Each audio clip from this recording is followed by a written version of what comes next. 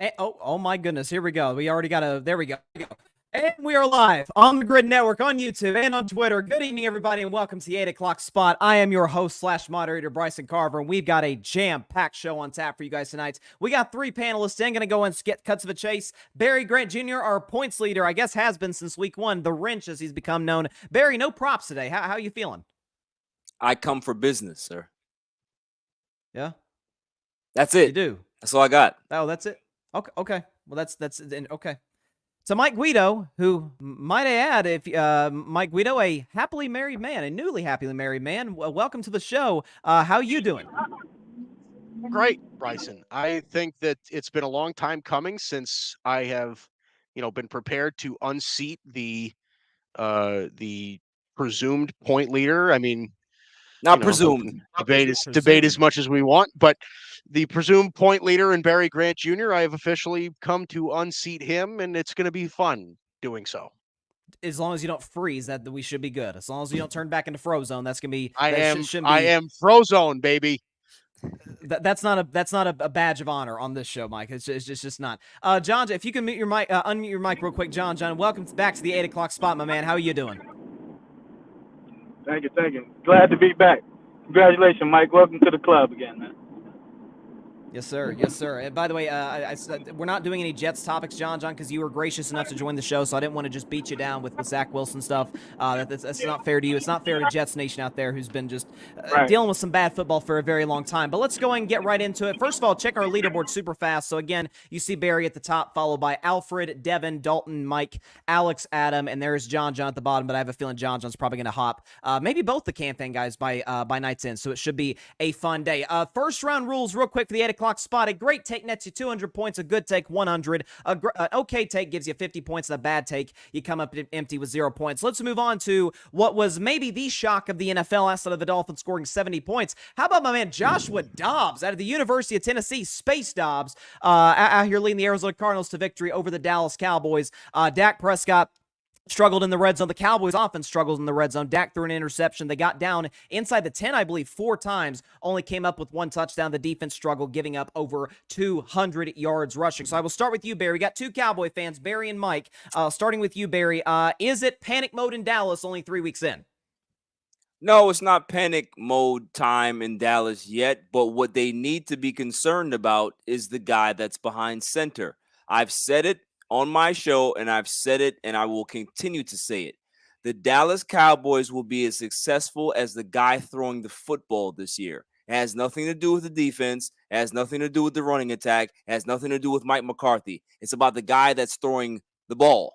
And what we've seen on Sunday is a guy that did not pick up his defense. We have to remember, Trayvon Diggs hurt tore his ACL on Thursday.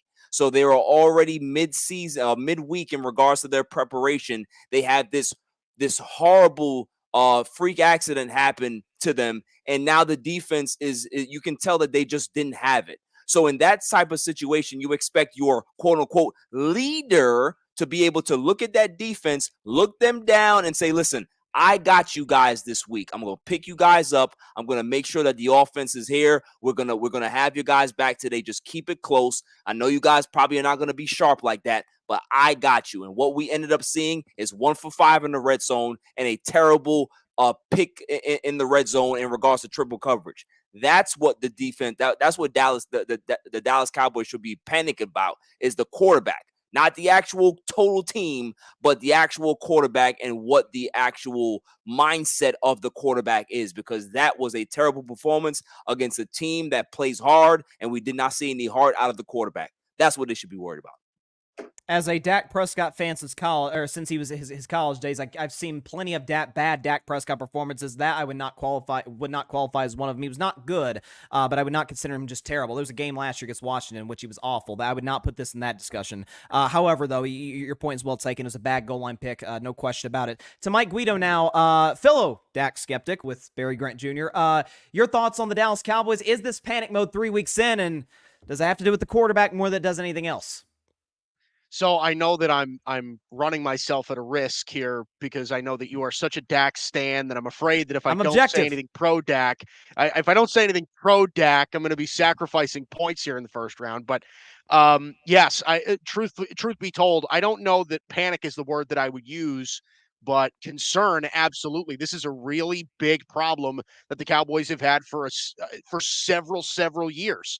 So if you look at what Dak has done in his career, and this is the problem that he's had throughout his entire career so far, is that we know that Dak Prescott is not a bad quarterback, but I think he's average to the point where, when you put him, in the category of the elites, right, of Mahomes, Allen, Burrow, these big time guys, Rodgers, whoever else, right?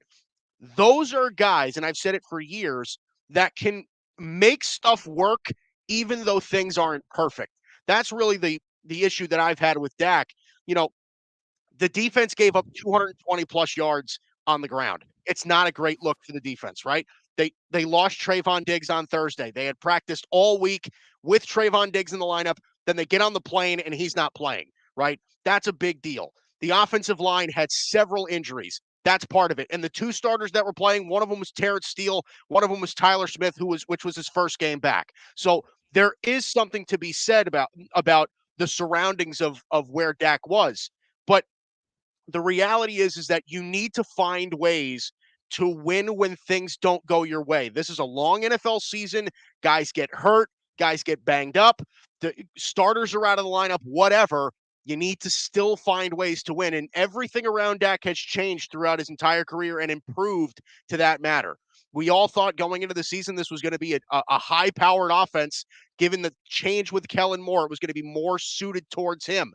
So listen, this is concerning to me. If he can't be productive against a team like Arizona, where I think we can all agree they played well, but they're not going to make the playoffs. This is a bottom tier NFL team right now. This is concerning for me. In Dallas's defense, though, and not even just Dak, but in Dallas's defense, and I talked about this on Carving It Up Live yesterday, that even Super Bowl champions, we've seen them lose. I mean, Kansas City last year against the Indianapolis Colts, like, man, we look back, they won the Super Bowl. Wait, they lost to the old Matt Ryan four-wing Colts, just a few games of the season. So I don't think it's necessarily panic mode for Dallas, but there are legit concerns. And listen, your assessment is fair in that obviously the surrounding pieces around Dak, or the surrounding circumstances around Dak, weren't perfect, and neither was he. To John Rivera, your thoughts on the Cowboys' loss, and do you think it is potentially panic mode for them? Hold on, I think we lost John. John, you still there? Yeah, I'm right here. Okay. If we do panic meter, I'll say like a 7, and I'll put it more on coaching, man, because this is like the second week in a row where the red zone was terrible. They kicked like 4 field goals in the red zone against my Jets last week, and then this week they struggled again. So I think they got to find someone, to be that end zone. I think John's breaking out a little bit here. I think we're losing him. John might have took your title. Mike Frozone. Is it you back? I think John's back. Oh, I'm here. Okay. Nah, there you go. Go ahead. Nah, you running the show and you're a Dak fan, so that's what happened when I started talking about Dak. That's what happened. Now I'm just saying he just need to, like I said, in the red zone, don't stretch too much. But I think it's more on play calling in the red zone than anything. I mean, Diggs' injury is definitely gonna affect them long haul. But for right now, they just got to work on that red zone, man. Because, like I said, they kicked 4 or 5 field goals against my Jets in the red zone, and this week they couldn't punch it in a couple of times. So I think they'll be all right. So the panic mode for me will be a 7. I'll put it more on coaching than anything. Wow, that's interesting. 7 out of 10. Panic mode, yeah, because this is Dallas. This is Dallas who we're talking about. We're not talking about a regular team. We're talking about the Cowboys. You know what I mean?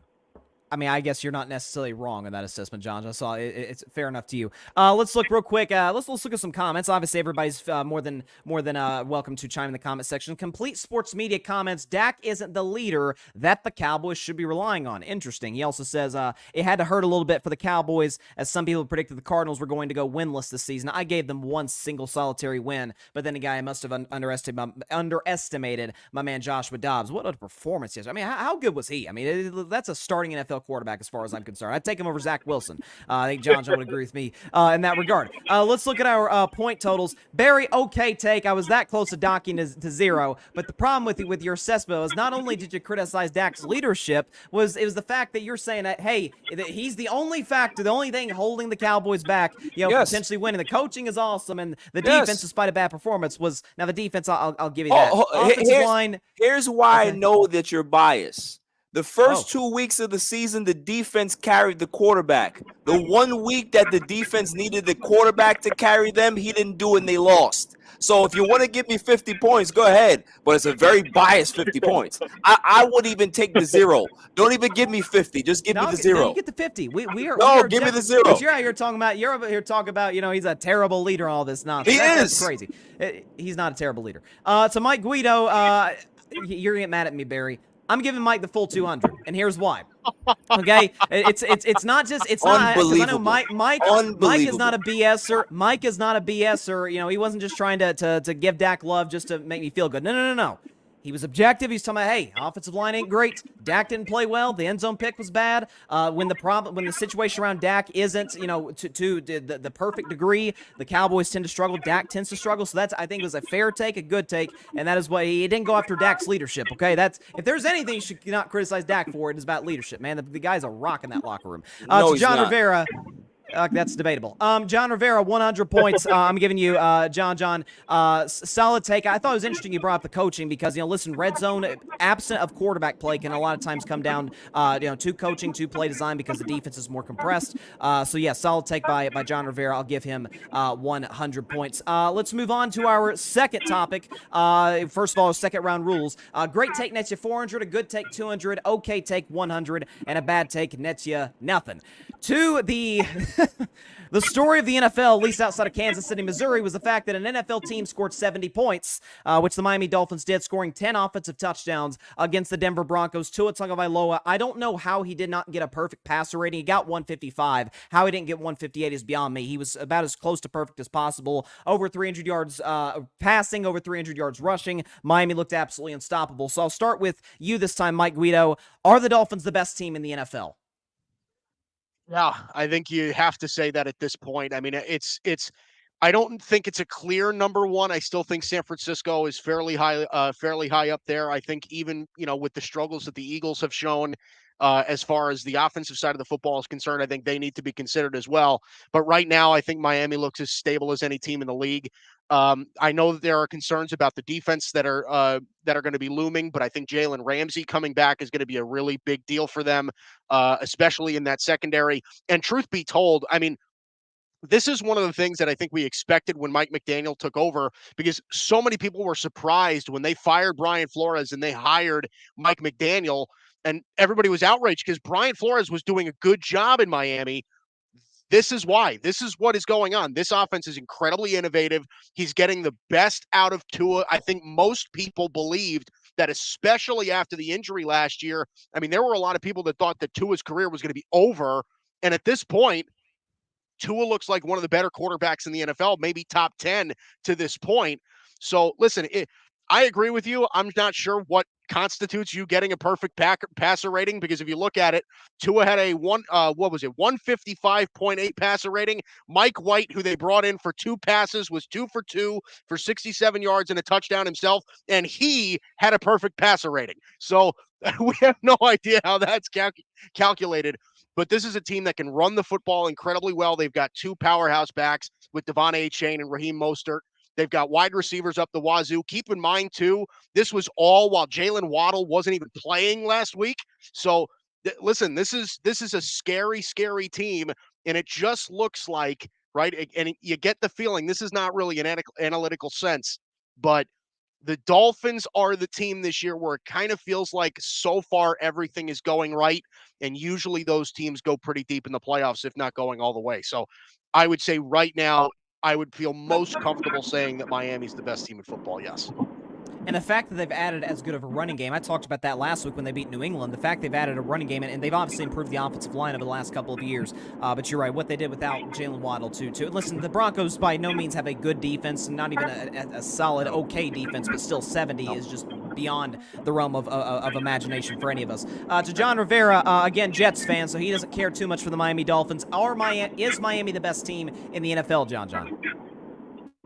Yeah, like Mike said, I would say at the moment they are, because they just looking good on every aspect. Tua looking good, throwing the ball. Tyreek Hill, nobody can stop him. He's probably Offensive Player of the Year. Running game is looking good.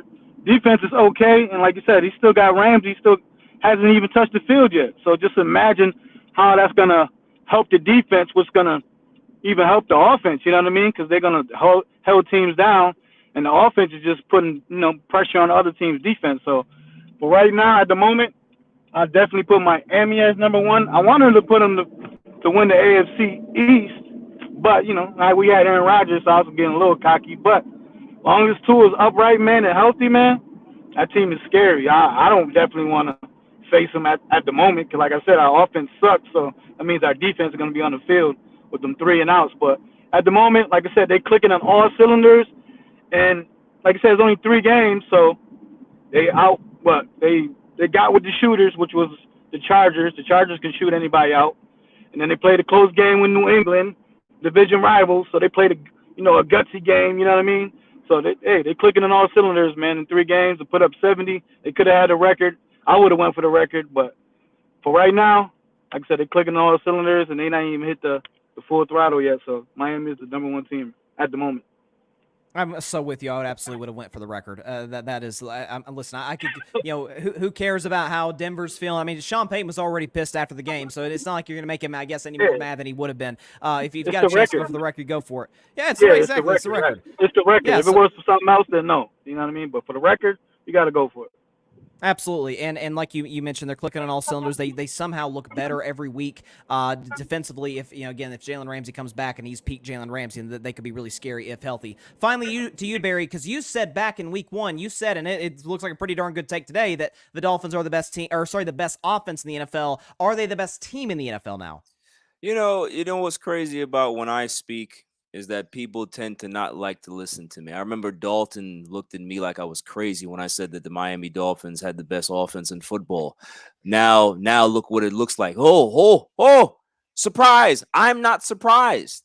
But if they're the best team in football, no, it's still the 49ers. The 49ers are still the best team in football because they have one of the best defenses, if not the best defense. They have sturdy Brock Purdy. They have a great offense as well. But newsflash against when it comes to the Miami Dolphins, they had a very good offense last year too. You want to hear a real interesting stat? Through 3 games, Tua has the same completion percentage, total completions and attempts through 3 games that he had last season. It's the exact same stat. So when Tua plays in this Mike McDaniel system, they are a great offense. They've shown that last year, and they're only improving on that. The defense is going to be a bend, don't break type of defense. They don't need them to be all world this year. They just need them to keep games close, and that offense is going to be explosive. So for me to say that they're the best team in the NFL, no, I'm not going to say that, but they're definitely the most dynamic offense in the NFL and the most scariest offense in the NFL. That's as far as I'll go. I mean, again, at their peak, they score 70. I mean, it's tough. But like you said, and listen, San Francisco's defense is, I've said all offseason, I don't know where their weakness is defensively, even offensively, but especially the defensive side. They got the best linebackers in football. Best linebackers in football in Warner and Greenlaw, great pass rushers, great interior linemen, great Hufunga's awesome in the secondary. So listen, they're well coached on that side of the ball. So yeah, the 49ers, you absolutely have a compelling case. No question about it. Let's look at a few comments here. Let's see. Our guy Devin says Frozone is back. He's excited to see Mike Guido back on the 8 o'clock spot. Parnell, our guy at the Grid, he says Tua and Flores were never on the same page. McDaniel's been a life changer for Tua. Bottom line, the bigger issue was Denver. And he says, I think the Eagles have the better team. Interesting. We're actually going to talk about Philly in just a second, so we'll get everybody's take on them. But let's go to our point totals. Mike Guido, great take. Again, you mentioned the fact that the relationship between Tua and McDaniel, Parnell kind of hit on it, has improved drastically. Or the relationship between Tua and McDaniel is much better than the Tua Flores was. Flores one was for the first couple of years. And again, this offense with no Jalen Waddle looks absolutely insane. John Rivera, I'm going to give you a great take, 500 points here. Again, you mentioned Jalen Ramsey being out, and again, if he comes, I've never been the biggest Jalen Ramsey guy, but if he comes back in peak form, that could be very, very scary for the National Football League. And Barry, make up for it. Great take. Okay, great take on the San Francisco 49ers. I tend to kind of agree with you, but and some of it too, that my thing is we've seen San Francisco do it in the postseason. Now, in fairness, Tua was hurt last year, so we kind of got to see if they're able to put together this, this playoff run. But you would probably have the most credible Miami Dolphins take out there because you've been in on them, but also holding the objectivity, saying San Francisco is probably the better today. There's no question about that. Moving on to our third topic, real quick, third round rules. You know what it is. Great take, 800 points. Good take, 400. Okay, 200. And a bad take is nothing. Let's move on to I guess it was the first of the Monday night double dip last night. The Philadelphia Eagles knocked off the Tampa Bay Buccaneers with an outstanding defensive performance, especially up front. Offensively, a little choppy. Jalen Hurts threw a couple of interceptions, but the running game was outstanding once again with DeAndre Swift. That offensive line looks like one of, if not the best in the National Football League. So I'll start with you this time, John. Were you impressed, or have you been impressed with Philadelphia's performances through 3 games and their 3-0 start? Yeah, I would say I'm impressed because you got to think last year, I had the same take on Kansas City before they made some Super Bowl runs. When you're blowing teams out, it's an easy, it's an easy game. You know what I mean? You're blowing teams out, but the real games are when you face with adversity and close games. Those are games that you need to win, especially when it comes to the playoffs. You know what I mean? I know y'all Dallas fans know about that, but I would say, yeah, like I said, Philly ain't even hit the top or rival tier yet, and like I said, once they get it together, and I'm impressed by the wins, the close wins. Like I said, the offensive line is playing. Like I said, we all could have ran through them holes they did last night against Tampa, for sure.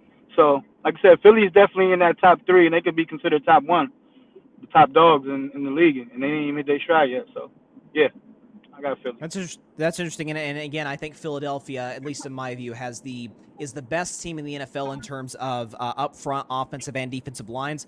San Francisco's in that discussion as well. There's plenty of other teams you could throw in as well, but Philadelphia can get to the quarterback, and they can stop the run. They can obviously create very large holes for guys like DeAndre Swift and Kenneth Gainwell as well in the backfield. To you, Barry, now, are you impressed with Philadelphia's performance through the first 3 games? And do you think they're at least in the discussion for best team in the NFL?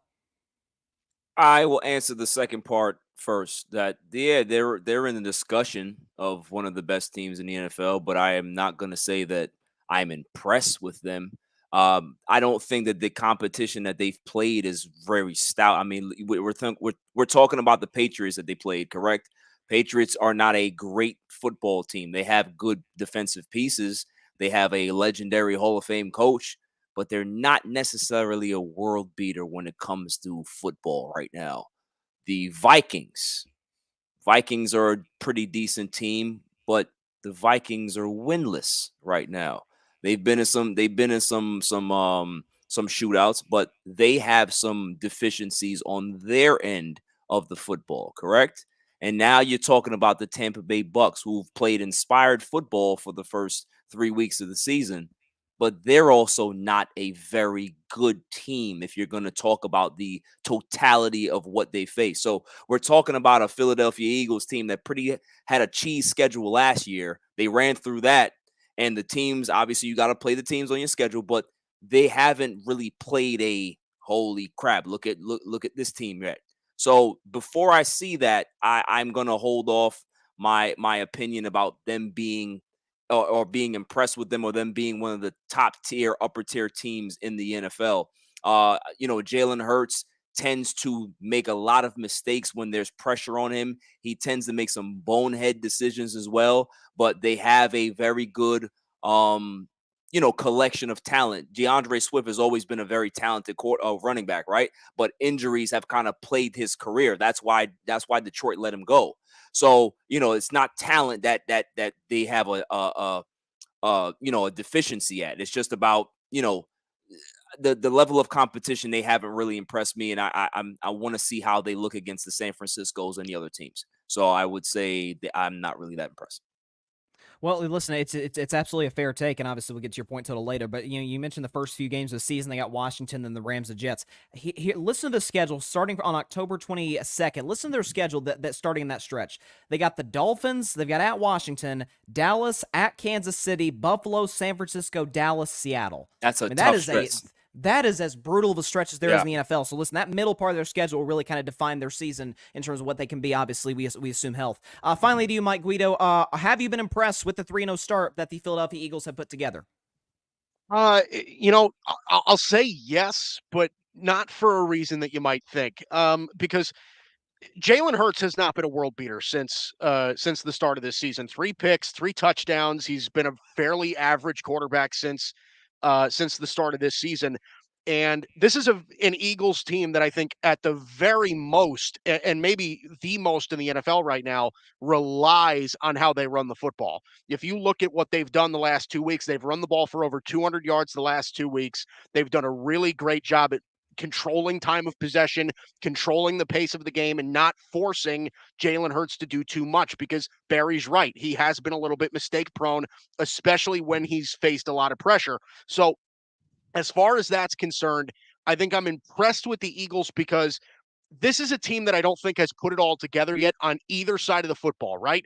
They almost gave away the game against New England. They almost gave away a game against Minnesota. And listen, this is a team that I think can take advantage of a lot of bad teams, kind of like Dallas, right? They're going to take advantage of a lot of bad teams. But this is the difference between a team like Philly and a team like Dallas and a team like the Chargers and some of these other guys, is that the Eagles know how to win ugly. This is the thing that I think impresses me about them, is that even when things don't go 100% perfect with them, they give up bad plays on defense. The Jalen Hurts isn't completing a good percentage of his throws. They can't really move the football through the air. They're still finding ways to win football games and making big plays. So no, as far as they've looked, I would say that a team like Dallas, San Francisco, Miami, Kansas City, any of these other teams have looked more impressive as far as the eye test is concerned. But what impresses me about the Eagles is that even when things aren't going 100% perfect, they're finding ways to win games ugly. And I agree with you. I think when we get later on in the season and they hit that tough stretch, we'll actually find out what they're made of. But as of right now, I'm impressed by how they're able to win games even when they don't look 100%. And they have multiple ways to beat you. And again, I think it has a lot to do with what they have up front on the offensive and defensive line. So I think it's that's a great point by you. Let's see. Let's get to our point totals. I will start with there we go. John Rivera, solid take, good take. Again, I think Philadelphia is obviously in a good spot where you obviously they can beat you up front. The running game is outstanding. And again, Tampa Bay isn't. I don't think we exactly see Tampa Bay doing what they did 3 years ago, winning the Super Bowl. But listen, solid take by you. To Barry Grant Jr. I'm going to give you once again another great take. Like you said, the early part of the schedule kind of reminds you a little bit of last year, like you said. Took advantage of a bad schedule, cheese quarterbacks a lot of last year, and the good quarterbacks they faced, they got torched by. Well, now they're facing, now they look good against Baker, obviously, but you had a backup quarterback who he really is a backup. It just people catch up to me on Mac Jones. But Mac Jones, looked like a competent player against Philadelphia. Okay, Kirk Cousins looked like a Pro Bowler, and he has been in the past. But I'm talking about like top 5 level quarterback against Philadelphia a week ago. So again, it's going to be that middle part of the schedule that's going to be key for them in terms of whether or not they can make another run. Mike Guido is in first place. I'm going to give him another great take. Listen, I think with you talk about them having multiple ways to beat you. They're very physical. Jalen Hurts has kind of been up and down, but again, winning ugly football. We forget sometimes that, and maybe this was a bad question to ask just in this regard, that the NFL is not the AP. It's not the we come out with the new rankings list every week where it's you can win football games, you move on in the next week, you address your issues, right, when you can. To our fourth round, this is the last round, with the 3 candidates, with the 3 panelists rather, on here. Our fourth round rules: we got a great take gives you 1,600 points, a good take 800, okay take 400, and a bad take 0. To the second Monday Night Football game, it actually happened to be a Super Bowl rematch between the LA Rams and the Cincinnati Bengals. Joe Burrow was a game time decision, was able to suit up. Played okay. Listen, didn't make a whole lot of mistakes. Threw an interception, albeit it was a great play by the DB. But listen, Cincinnati ran the ball well. Joe Mixon, Jamar Chase had double-digit catches. Joe Burrow was not exactly, again, put in a position where he was, compromised too much physically. But I'll start with you this time, Barry. Do you think the Bengals are making a mistake in putting Joe Burrow out there and potentially risking more serious injury? Well, I mean, the thing is, they're stuck between a rock and a hard place, right? They have a very good team offensively to be able to compete with the Kansas City Chiefs and the Chargers and the Dolphins. they are one of the most dynamic offensive teams out there. They have one of the best quarterbacks in football that can be able to have them stay in games and come back, and all the comeback victories that he's had, whether it be a bad offensive line, a good offensive line, Joe Burrow is solid, right? So they have to make a decision. Well, we don't want to kind of punt this season because they have a lot of question marks going forward, on their offensive line, in their defense, that they might not be able to keep it together, right? So try to win as much as you can now. You have to trust your quarterback. You have to trust how he's feeling. And if Joe Burrow is 70%, I would take a 70% Joe Burrow than 100% Kirk Cousins or 100% Mac Jones, right? So those things, I think you have to, at this point of Joe Burrow's career, the Bengals trust him. They trust him to be able to communicate in regards to how he's feeling, how he can be able to go out there. Listen, his numbers weren't great yesterday, 26 for 49, 259 yards, but he kept them in the game with some really, really good throws. And that's something that you can't really rely on somebody else that's on the practice squad or the backup quarterback that's never thrown an NFL pass. So those are things that they have to worry about. And yeah, I think they have to go this path, and they might be taking a risk, but it's a risk that they have to take. Yeah, and again, they started 0-2, and this was kind of, I felt like, a must-win for them, that if they lose to the LA Rams, again, like we talked about Philadelphia's schedule, Cincinnati's schedule is no slouch as well, given the division they play in, given that it's a first-place schedule in the AFC, and they also got the Niners in their schedule out of the NFC, so they had to win this game. Joe Burrow played well enough to win. By the way, the defense played excellent against Stafford and the Rams offense. Right. But to you, Mike Guido, now, do you think the Bengals are making a mistake in terms of putting Joe Burrow out there and running the risk that they could lose him for the season? Well, I mean, I think the question is a little tough because it depends on how hurt Joe Burrow really is. I mean, if they're running him out there and he really shouldn't be playing, because I don't know that, any of us really know what the doctors are telling him or whatever, or telling the team or whatever that, whatever the case really may be. But if he can go out there, he should absolutely play. I mean, this is, you kind of brought it up, Bryson, and this was kind of the point that I was going to make, is that the Bengals really can't rely on Jake Browning in this division. I mean, we're looking at a division right now where the Ravens look like they're a real team. The Cleveland Browns look like they're a real team with a very good defense. And the Pittsburgh Steelers, your Pittsburgh Steelers, I don't think are a slouch either. Regardless of what you think of Kenny Pickett, that's a very real Pittsburgh Steeler defense as well. I think I agree with what Barry said 100%. If you can get 70 to 75% of Joe Burrow, that's what gives you the biggest chance to win. Again, we all know what the state of NFL rosters are. Once you have to start paying guys, other guys you can't afford got to go. So as long as you have this roster, you have to find ways to win football games. Now, the struggle is that Cincinnati's offensive line is not great. Joe Burrow's faced a lot of pressure in his career, and that's the scary part. But I think right now, if Joe Burrow feels like he can play, you absolutely have to play him. This is a tough division. This is a tough AFC.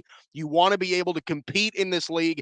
And you're right, the Bengals' schedule is not easy. You're playing the 49ers. You're playing Buffalo. You're playing Kansas City. You're playing a lot of real teams going on later in the season. So, no, I don't think that they're making a mistake. I think Joe Burrow is right now, depending on how hurt he is, if he's able to go out, I mean, it doesn't look like he's limping, right? Like he's not really, really struggling to move too much. It just might be a little bit of a leverage on his throws kind of thing. If he can go out there, he's your best chance to win, regardless of how he's looked through the first 3 weeks. Oh, no question he's the best chance to win. And you hit on something that I was going to bring up, that the Bengals offensive line, which, and again, it's so frustrating to watch because it looks like every offseason they're putting money, they're investing. They got Orlando Brown this offseason. And then once again, Joe Burrow's running for his life. Joe Burrow's getting injured. So it's a tough spot, in terms of him being able to stay healthy. So, and like you mentioned, that division has a lot of great defensive lines, especially in Cleveland and in Pittsburgh. So that's going to be something for the Bengals to monitor moving forward. To John Rivera now, again, the Bengals started 0-2 last year. They beat your Jets. Sorry to bring the Jets into this again. And then got on a roll, ended up getting to the AFC Championship game. But do you think the Bengals are running a major risk, or making a mistake in running a major risk in playing Joe Burrow with the calf injury? Hey, the Warriors wasn't making no risk when they put KD out there, right? Thanks, championship. Thanks, John. No, what I'm just saying with that is, like, you want your star players out there. If he's good enough to go out there, and the doctors think he's good enough to go out there, he's going to go out there. Oh, thought he was good enough for KD. Just like for, KD, they thought he was good enough. Kurt Schilling, the Dodger, Red Sox reference, he was out there pitching with a bloody sock, right? If your guy can play, man, you got to go play him, man. You know what I mean? And it's just like all these guys said, 60, 70% Joe Burrow is better than 60, 70% of the league. You know what I mean? Being injured or whatever. And like I said, the NFL windows close real fast, man. So definitely a strong division. Cleveland, Pittsburgh, Baltimore. And it's still up for grabs. Even though it's strong, it's still up for grabs. And Cincinnati got enough talent that, as long as Joe can get the ball to chase here and there, and, the offensive line can hold up a little bit with Mixon, they'll be all right. But they definitely not running a risk for him, I don't think. Like I said, if he wasn't, the doctors and himself think he wasn't good enough to go out there, and then he wouldn't be out there. So I don't think they're running a risk at all. That's interesting. I will say, though, about the Kevin Durant thing, I mean, how did that end for my Warriors? That's obviously a rhetorical question. It probably potentially cost us a championship in 2019 and cost KD a year and a half of basketball. So hopefully, knock on wood that doesn't happen to Joe Burrow, of course. Right. And so listen, like you said, though, 70% of Joe Burrow is better than just about all of the NFL. And listen, again, it's a tough schedule for Cincinnati, but if Joe's ready to go, then you obviously got to play him. Complete Sports Media in the comments says the Bengals had almost no choice but to play Joe Cool, as Jake Browning was the backup option. They were 0-2 on the year. They lose that game last night. The potential of making the playoffs is over. Yeah, the potential for 0-2 teams making the playoffs, we've seen the stat over and over every year, is pretty small. 0-3 teams is darn near impossible. I think, if I'm not mistaken, I think it's like single-digit teams, the history of the league, that have started 0-3 and gotten to the playoffs. So, and the Bengals with Joe Burrow could potentially do that, but again, with a healthy Joe Burrow, you certainly like that chance better. Gonna start, let's see, Barry went first. We'll start with Barry. Great take by Barry. Listen, I know you're a Joe Burrow guy. You have been since the beginning, and listen, it's kind of a situation. The NFL is different than most leagues in that there's only 17 games. There's a sense of urgency, and so every game matters so much more than it does, say, in baseball or in basketball or hockey. So if you have an opportunity again against a Rams team that doesn't look terribly great, certainly not like a playoff team, you got to take advantage of that and see if you can get something going offensively, because that's something else too. The rhythm of the Bengals offense has been off for the last couple of weeks and didn't even look all that great yesterday, but if you can try and build some momentum, that'll obviously be key. Mike Guido now, again, and staying in first place, another great take, 3,000 points for Frozone. Listen, it's again, like I said, NFL is a tough league. Or the AFC North, rather, is a tough division, and so you're going to need every win you can get, and so to have Joe Burrow out there obviously gives the best chance to do that. Hold on, let me get John's point total up here real quick. Because hold on, there we go. Okay, John, good take. The only reason I docked you some points is because you said there's no risk at all. This is a calf injury we're talking about. Again, as you mentioned, we saw what happened with Kevin Durant. We saw what happens with athletes that passive play with beat up calves. But again, like you said, it's if he's ready to go, you obviously got to play him. So that means we're gonna have a match between the two founders of the Gryd Network. But for John, I apologize, my man. It's not going to work out for you today, buddy, but thank you for coming on. How'd you feel about your performance? It was all right. I know it's a little home cooking, you know what I mean? But it's all right. It's all right. Listen, man, he didn't give you no jet questions, John. No jet questions, right? I wasn't going to do that to you, my man. Listen, I would have not answered. So what have been the answer? You'd have protested. I think that would have been the best take, right?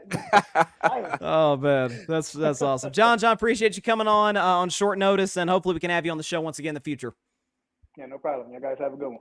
My guy, yes, sir. Man. You too. John Rivera, always great stuff on the Pham Perspective Podcast. And what do you know? The co-founders or the founders of the Gryd Network square off for the very first time the 8 o'clock slot. Shocking that it took 8 episodes. Okay. And it took eight episodes to get to this point. And this is going to be a fun one. Real quick before we get into our topic, the final round rules. It is a do or die situation. The winner is awarded 10,000 points. The loser, nothing. Zilch. Nothing. For whoever comes in second place in this matchup. And this involves, forget the biggest story in the NFL. How about the biggest story in America right now? Travis Kelce, ladies and gentlemen, is officially dating Taylor Swift. Travis Kelce caught a touchdown yesterday. It's all over social media. It's making the rounds. Travis, again, played well. Mahomes said he felt pressure to get him a touchdown. So let me ask y'all this question, because both y'all are Cowboys fans, and for how this affects me is this happened to be my Super Bowl pick. Do you think, because apparently I heard today that the NFL's ratings for the Chiefs-Bears game doubled that of every single other game. A lot of that had to do with the Swifties out there. Do you think the NFL would rather the Dallas Cowboys win the Super Bowl and all the publicity that would bring, or Travis Kelce to go for 200 yards, couple touchdowns, the Super Bowl, win Super Bowl MVP, and he's up there with Taylor, hoisting the Lombardi Trophy for 2 years in a row. A Travis Kelce MVP, Barry, or the Dallas Cowboys win the Super Bowl? Which do you think would be better for the NFL?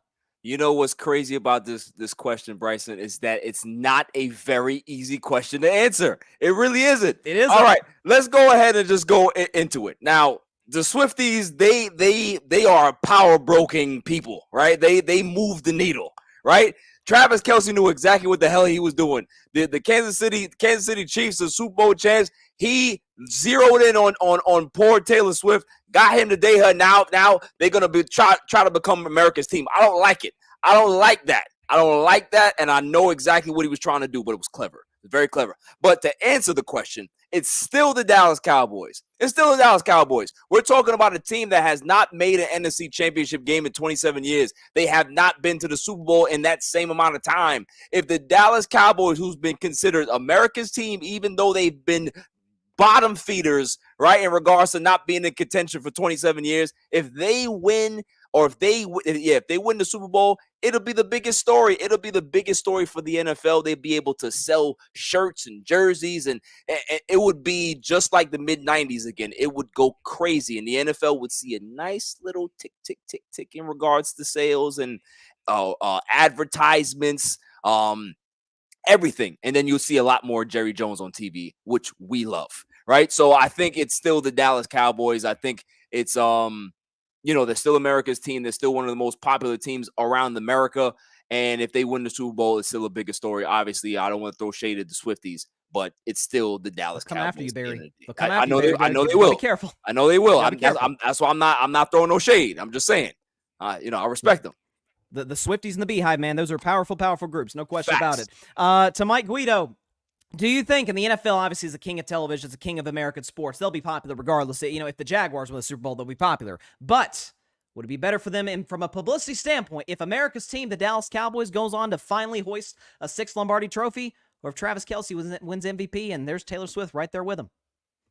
I agree with Barry Grant. Unfortunately, I do think that the Dallas Cowboys winning the Super Bowl would be a bigger deal. And I think that, it kind of goes to, we can all kind of learn a lesson about life in this sort of discussion, because there's a difference between like tabloids and real news, right? The Taylor Swift being with Travis Kelce during a Super Bowl trophy ceremony or whatever it would be is a tabloid. It's a cool little headline. It's a cool little story for a couple of days, but that's it. The Dallas Cowboys winning the Super Bowl for the first time in almost 30 years would be astronomical for not only the football world, but for the sports world. I think that's a really big thing.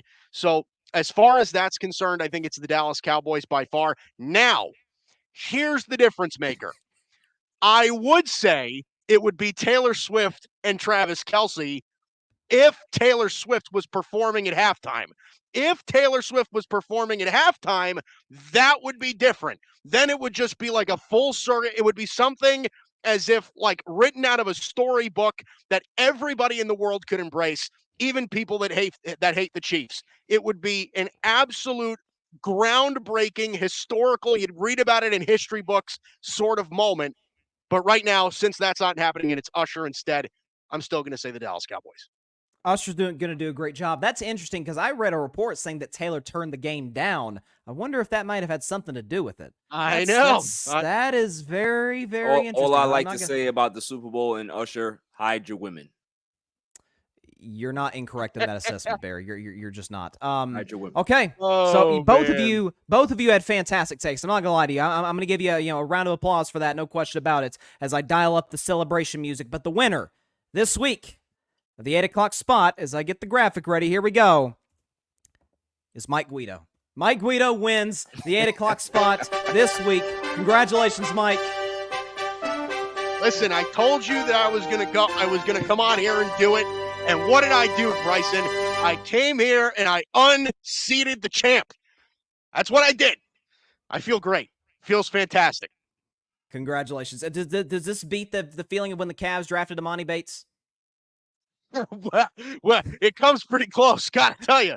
But especially after the performance that Amani Bates put on in the summer league. He looked pretty good in summer league. Yes. So yes, I think this does beat it, but it is pretty close, Bryson. That was a fun day for both of us, I think. It was a good show for sure. Barry, again, you are obviously still the points leader, but how do you feel about this? Listen, this is nothing new on this show that I get to the finals and find some way to lose because there's bias against the villain. Oh, there's bias against the wrench. It's always that. Mike? It's always that. Listen, it's fine. It's fine. It's fine. Okay? All I'm saying is this.